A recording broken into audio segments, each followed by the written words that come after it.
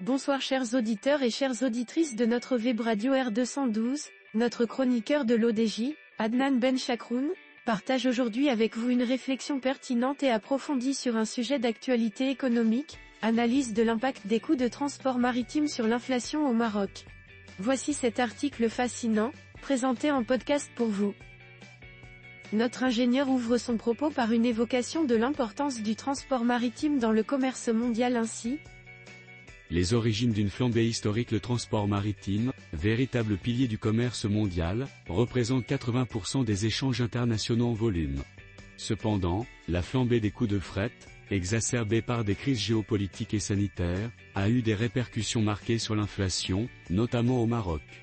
Une étude récente met en lumière les effets persistants de ces coûts sur l'économie marocaine et propose des pistes d'analyse pour mieux comprendre cette dynamique. Il enrichit son discours en précisant les chiffres marquants de 2021 de la manière suivante.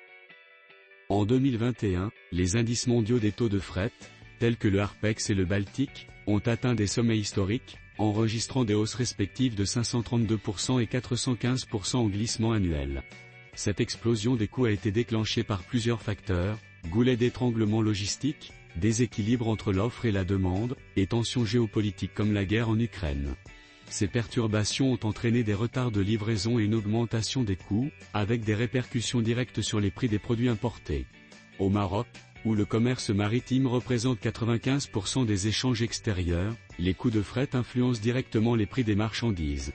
L'étude a utilisé des modèles économétriques SVAR pour estimer les effets des fluctuations des taux de fret sur trois indicateurs principaux, l'inflation globale IPC, l'inflation sous-jacente IPCX et l'inflation des biens échangeables IPCXE.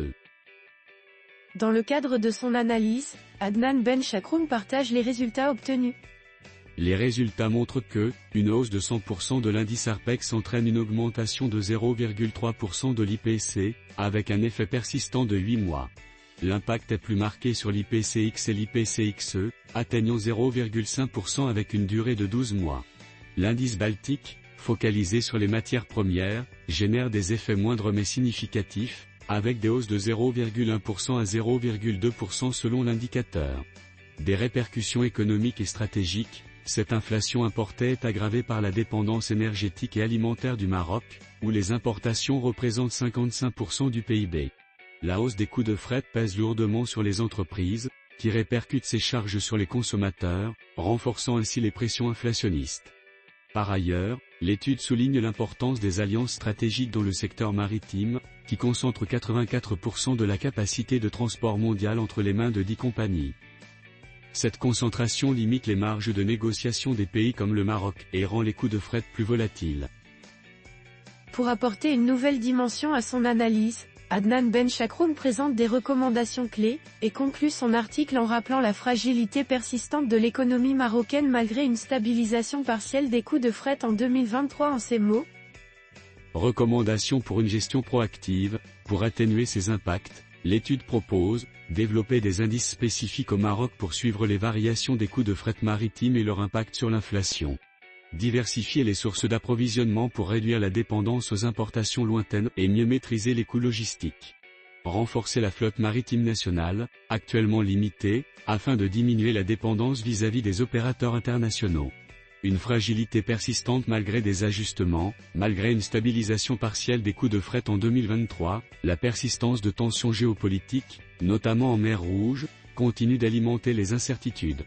Le Maroc, en tant qu'économie ouverte, reste vulnérable à ces fluctuations. L'élaboration d'outils d'analyse adaptés et la mise en œuvre de stratégies logistiques robustes sont donc cruciales pour préserver sa compétitivité et limiter l'impact sur les ménages. Chers auditeurs de la web radio R212, merci d'avoir été à l'écoute de ce podcast et de partager avec nous ce moment d'échange et de découverte. Votre présence et votre fidélité sont notre plus belle récompense. On se dit à très bientôt, si vous le voulez bien. Avec toute notre gratitude, l'équipe de R212.